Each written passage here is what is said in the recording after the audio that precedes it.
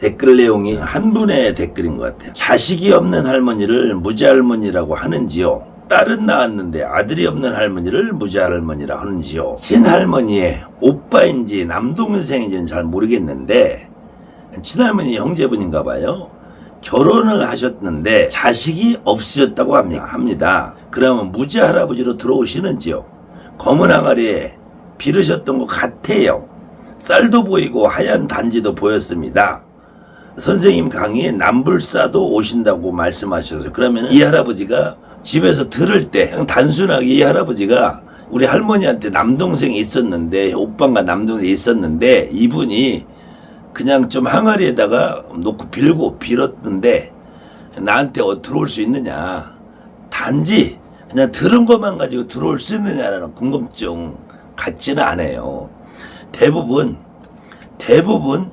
이런 분이 올 수 있느냐, 이런 분이 올 수 있느냐라고 할 때 대부분의 이런 질문을 하시는 분은 내가 느껴지니까, 나한테 느껴지니까. 할머니의 남동생인 오빠는 사실은 잘 몰라요. 관심도 없어. 내가 느껴지기 때문에 이런 분이 있냐고 물어봐서 윗대 들어보니까 어른들한테 물어보니까 그런 분이 계시더라 이렇게 했을 거예요. 그렇다면은 그건 이미 내 몸에 느껴졌다는 거, 내 몸에 실렸다는 거야.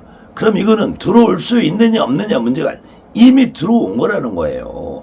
어느 경우에는 사촌 오빠가 올 수 있느냐, 외삼촌이 올 수 있느냐, 할아버지의 세 번째 첫 할머니가 올 수 있느냐, 뭐 다양한 이유로 엄마가 돌아가신 지 10년밖에 안 됐는데 1년밖에 안 됐는데 어제 죽었는데 올 수 있는, 내 몸에 느껴지는 분은 다 오신 거라니까. 다만 이분이 왜 이런 질문을 하냐면 끊임없이 여러분들은 족보나 명패 같은 거에 매인단 말이에요. 그래서 이 할머니가 우리 할머니가 만약에 우리 할머니가 자식이 없어, 아예 자식이 없어서 우리 할머니가 무지할머니야. 이거는 무지할머니라는 거는 명패도 아니고 우리 무장들이 부르는 그냥 명칭이야, 명칭. 이게 이 구분하기 쉽게 해서 명칭, 무지할머니라는 명칭이에요. 저런 할머니를 무지할머니라고 부르자 이거야. 그런데 문제는 이 할머니가 자식이 없어. 이 할머니가 자식이 아예 없어. 그럼 무지할머니란 말이야. 무지할머니라 이름을 붙이는데 이 할머니가 자식이 없으면 내가 어디서 나와? 내가 어디서 나와요? 내가 어디서 나오냐고. 내가 자식이 없는데. 아니 여기 이 할머니가 중조든 고조든 아니면 할머니 때든 어떤 경우에도 자식이 없으면은 내가 어떻게 나오냐고. 내가 나올 수가 없지. 이렇게 무지할머니로 오시는 분들은 결국은 우리 할아버지가 있어. 우리 할아버지가 있으면은 이 할아버지의 첫 번째 할머니든 두 번째 할머니든 세 번째 할머니든 자식을 낳은 할머니, 우리가 이거를 친할머니다. 친할머니. 내 친할머니가 있고 이 친할머니가 고조든 증조든 할머니든 아버지를 낳은 할머니든 아버지가 있어야지 내가 있고 아버지가 있어야지 할아버지가 있고 할아버지가 있어야지 증조가 있는 거잖아요. 증조가 있고 고조가 있는 거지. 근데 이렇게 자식이 아예 없으면은 이 할머니는 1차적으로는 친할머니가 아니라는 거야. 친할머니가 아니고 첫 번째 할머니든 두 번째 할머니든 세 번째 할머니든 우리 아버지를 낳고 우리 할아버지를 낳고 한 할머니가 첫 번째 할머니라면 이게 무지할머니는 두 번째 할머니고, 나를 낳고 아버지를 낳고 할아버지를 낳은 할머니가 두 번째 할머니라면은 우리 친할머니가 두 번째 할머니, 이 할머니는 첫 번째 할머니, 이런 할머니는 본할머니래. 본할머니. 그래도 첫 번째 할머니는 첩이라고는 안 해. 본할머니라고 그래. 그러면 사실은 나를 낳았지만, 우리 아버지를 낳고 나를 낳았지만 자식을 낳은 할머니가 두 번째 할머니라면은 이 할머니는 친할머니라고 해도 본할머니를 안 해. 그렇다고 이 할머니는 첩이라고도 안 해요. 첩이라고도 안 해. 다만 이 할머니가 무지 할머니지만 우리 할아버지랑 가서 관계를 맺으면서 아주 나이 먹을 때까지 그냥 사셔. 그러면은 이 할머니가 친할머니라 해도, 내 할머니가 친할머니라 해도 내 할머니가 첩이 되는 거야. 내 할머니, 첩할머니. 이 할머니가 첫 번째 할머니로 자식이 없이 나와서 살았음. 그 다음에 만약에 이런 경우가 되면 대부분 이 할머니한테 족보는 이 할머니한테 올리게 돼 있어. 이 할머니가 살아있으면. 그 다음에 이 할머니가 이렇게 오래 사는 경우 족보를 여기까지 올린다면 이 할머니는 집안이 대단히 높은 집에서, 돈 많은 집에서, 부잣집에서 온 할머니라는 거예요. 그렇기 때문에 이거는 이 할머니가 무지 할머니라고, 내가 무지 할머니다 이렇게 안 해. 그냥 내가 느끼기에 우리 할머니가 있어. 우리 할머니가 있는데 이상하네, 또 자손 없는 할머니가 오는 것 같아. 그럼 이 할머니가 우리 할머니가 봐도 먼저 할머니냐 늦게 할머니냐, 아니면은 이 할머니가 첫 번째 할머니인데 일찍 죽었냐 늦게 죽었냐, 이걸 여러분들이 느껴야 되는 거야. 이 할머니가 무지 할머니라는 명칭이 중요한 게 아니라는 거예요. 그래도 우리 할아버지하고 관계가 있으면 나한테 올 수 있어요. 근데 이 할머니는 무지 할머니라고 당연히 부르지. 자손이 없으면 무지 할머니지. 다만 이분의 질문에서 분명히 할머니가 맞는데 이 할머니가 딸만 있고 아들이 없어. 그러면 이 할머니를 뭐라고 부르냐?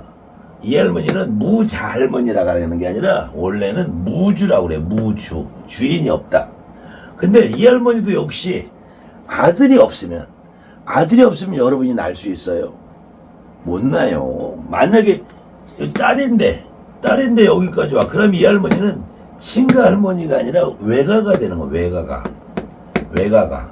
이 딸이면은 나한테라면 엄마가 될 것이고, 내 아버지한테서는 아버지한테 엄마가 되니까 그 외가가 되는 거지. 외가가 되는 거지.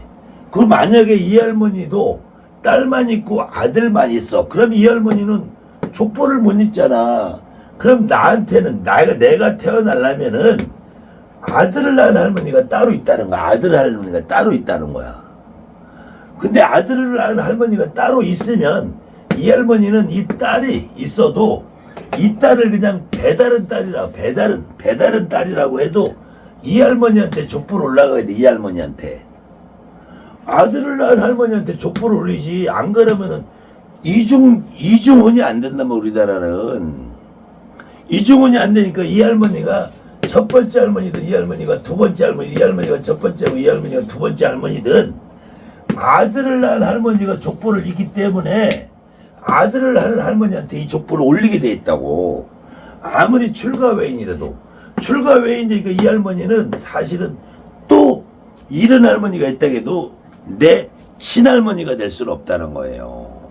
그러면은 첫 번째 할머니든 두 번째 할머니든 본할머니든 첩할머니든 나를 낳은 친할머니가 따로 있고, 이 딸을 낳은 할머니는 딸은 시집가 버리면 그 집 제사를 지내잖아. 그럼 나는 이 자손들이 직접 제사를 지내주지만 이 자손들이 제사를 지낼 거요. 작은 할머니든 큰 할머니든. 그런데 내 아들한테 제사를 못 받는 것이니까, 그리고 이렇게 되지 않고, 이렇게 되지 않으면 여기서 그냥 대가 끊긴단 말이야. 대가. 이 딸은 아무리 시집가도 이 할머니를 제사를 지내지 않아. 자기 엄마라도 시집가면 이 제사를 지내지 않아요.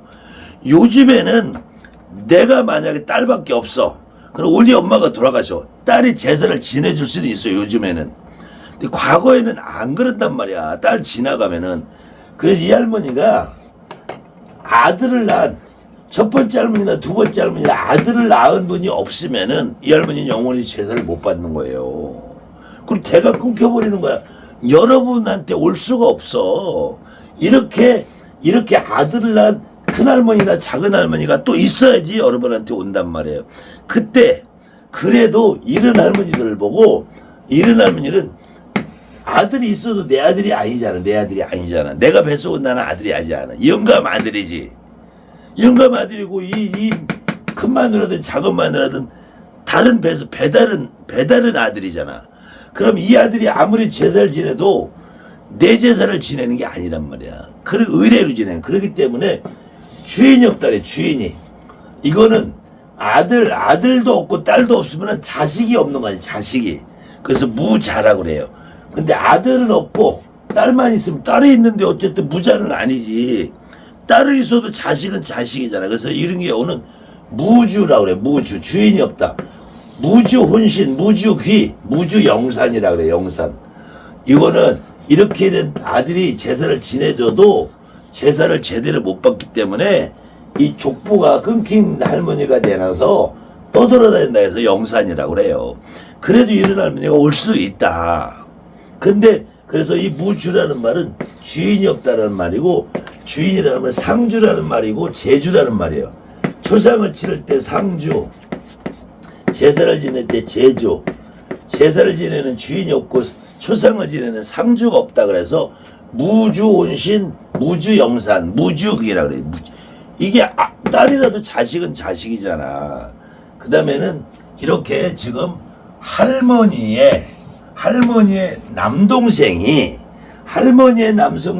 결혼을 했는데 자손이 아예 없이 갔다. 그럼 당연히 자손이 없이 가면은 할머니의 남동생이든 우리 할아버지든 무지할아버지 맞죠? 무지할아버지. 근데 무지할아버지라는 말은 자손이 없으면 무지할아버지지. 근데 이분이 질문한 내용을 보면은 이런 할아버지도 올 수 있느냐야. 올 수 있느냐. 근데 올 수 있느냐라고 질문을 하시는 분은 전부 내가 느껴지기 때문에 물어보는 거지. 안 느껴지면은 물어보지 않아요. 내 몸에 느껴진다는 건 내 몸에 이미 왔다는 거야. 이미 왔는데 이 할머니의 남동생은 올 수 있다는 거예요. 그러면 또 이 남동생의 무지할아버지는 이 할아버지한테 어떤 할머니가 또 있었을 거야. 이 할아버지한테 이 할머니가 있으면 할아버지가 분명 있잖아. 요 두 분 사이에 자손을 낳고 이렇게 해서 나까지 왔다는 거지. 나까지. 그럼 나한테는 이 할머니잖아. 그럼 할머니 남동생이니 당연히 올 수 있죠. 당연히 올 수 있고, 당연히 이런 분은 무자라고 그래요. 이분이 또 이 할머니처럼 아들은 없고 딸만 있다. 그러지 딸은 시집가면은 이 할아버지 제사를 지내지 않아요. 그래서 딸만 있으면 딸이 이때도 무주 할아버지라 그래. 무주 주인 없는 할아버지. 옛날에 이렇게 우리 선배들, 우리 무속인들 선배들은 정확한 족보 격식이 있었어요. 근데 지금은 그런 것들이 너무 허물어지니까, 다만 여기서 들어올 수 있느냐 없느냐, 이거는 내가 정하는 것도 아니고 여러분이 정하는 것도 아니고 내 몸에 실리느냐 안 실리냐를 보면 돼요. 내 몸에 실리지 않으면 이런 궁금증을 갖지 않아요. 그래서 지금 이렇게 딸만 있고 아들이 없는 할머니는 내가 이렇게 느껴졌어. 그럼 이 할머니는 무자냐 무주냐 이것이 중요한 게 아니고, 이 할머니한테 아들을 낳은 할머니가 우리 할머니일 거라면 우리 할머니, 그러면 이 아들을 할머니가 이 할머니한테 큰 형님이냐 동생이냐 1번이냐 2번이냐 본할머니냐 첫할머니냐고, 이렇게 아예 자식이 없이 돌아가신 할머니나 아들은 없는데 딸밖에 없는 할머니 똑같아. 이런 경우는 분명히 아들을 낳은 다른 할머니가 있다. 그 할머니가 첫 번째 할머니냐 두 번째 할머니냐 세 번째 할머니냐 따라서 그 관계가 정확하게 내가 이해되고 알아야지. 그것이 중요하지. 이 할머니가 무지 할머니냐 무지 할머니가 아니냐 이게 중요한 게 아니라는 거예요. 딸이 있든 없든 아들이 없고 딸이 있다고 해도 분명히 아들을 낳은 할머니가 있어야 된다. 아들을 할머니 있어야지 내가 생기기 때문에. 아들을 낳은 할머니가 없으면 내가 생길 수가 없잖아요. 내가 할머니로 족볼이 있는 건 아니잖아. 우리나라 아직까지도 지금 호적법이 없어졌다고 해도 엄마로 족볼이 있지 않는단 말이야. 그러니까 족볼을 있는다는 거. 더군다나 지금 우리 세대 할머니들 세대에는 분명히 할아버지로 족보로 있기 때문에 이 자식이 없든지 딸만 있든지 하는 경우는 반드시 아들을 낳은 할머니가 있다. 그 할머니가 더 위주가 된다. 그 할머니가 더 중요하고, 다만 이런 할머니도 오면은 느껴지면은 그건 받는다 안 받는다, 오실 수 있느냐 없느냐 개념이 아니에요. 이미 왔는데 내쫓을 방법은 없다. 내쫓으면 무조건 무당이 답답해진다.